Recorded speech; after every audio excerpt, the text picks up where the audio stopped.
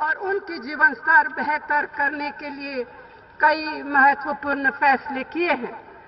हमने गांव में शहर की ओर पलायन को रोकने के लिए ग्रामीण रोजगार की योजना महात्मा गांधी नरेगा बनाए, जिससे लोगों को गांव में घर के पास ही रोजगार मिल रहा।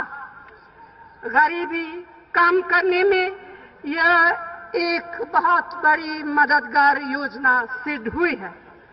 हमने 6 से 14 साल के बच्चों को मुफ्त शिक्षा का अधिकार दिया है। गांव में प्रधानमंत्री सड़क योजना के तहत सड़कें बनी हैं। जवाहरलाल नेहरू शहरी नवीनीकरण मिशन से शहरों की दिक्कतों को दूर करने का प्रयास किया है। सफाई, स्वास्थ्य, शिक्षा और पेयजल का बुनियादी ढांचा बनाने पर जोर दिया है। देश में संपर्क सुविधाओं का बेमिसाल विकास हुआ है।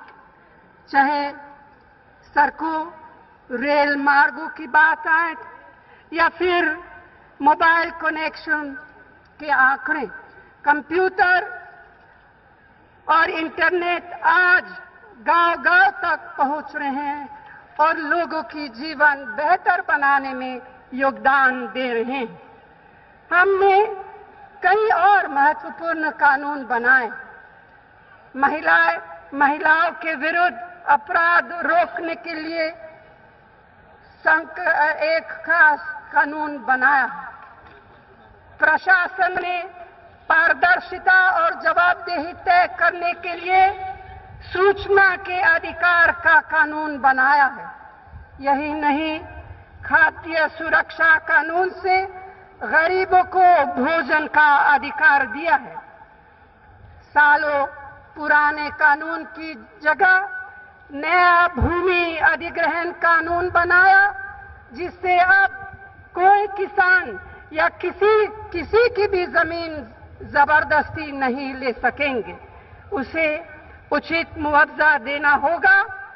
और इसके अलावा एक और बहुत ही अहम कानून बनाया है, यह स्ट्रीट वेंडर के लिए आजीविका सुरक्षा कानून बनाया। अब कोई उन्हें डराने धमकाने का साहस नहीं करेगा। कांग्रेस पार्टी हर वर्ग, हर तबके के उत्थान में जुटी है। खासकर हमारे OBC, schedule caste, schedule tribe, minorities के लोगों पर खास ध्यान दिया है। कांग्रेस पार्टी सिर्फ कहती नहीं, कांग्रेस पार्टी करके दिखाती है। कुछ लोग बहुत बड़बोले होते हैं, छोटी छोटी बात को भी खूब बड़ा चढ़ाकर बताने की उनकी आदत तो पुरानी है। आजकल गुजरात के विकास के बारे में भी ऐसी ही तस्वीर दिखाई जा रही है जैसे कि दूसरे प्रदेशों में कुछ काम नहीं हुआ है, सिर्फ गुजरात में। यह अलग बात है कि इस विकास में गरीब और कमजोर वर्ग और माइनॉरिटी के लोग अपनी अपनी कुर्बानी दे रहे हैं। गरीबों के घर में कुपोषण से बच्चे मर रहे हैं। आदिवासियों को जीवन में उनकी कितनी कठिनाइयों का सामना करना पड़ रहा है। 7,000 छोटे मध्यम उद्योग बंद हो चुके, जबकि बड़े सरमाएदारों पर वहां के प्रदेश सरकार खास मेहरबानी दिखा रही है। किसानों की जमीनों जबरदस्ती ली जा रही है। अगर हम अपनी प्यारी बहनों की बात करें तो उन पर उत्तर प्रदेश में, गुजरात प्रदेश में उन पर तरह तरह की जुल्म और अत्याचार हो रहे हैं। ये है उनकी असली तस्वीर। आजकल आप देख रहे होंगे पूरे देश के कोने कोने में बड़े बड़े महंगे इश्तिहारों का जाल बिछाकर असलियत को छिपाने के लिए कोशिश हो रही है, उनकी कोशिश हो रही है।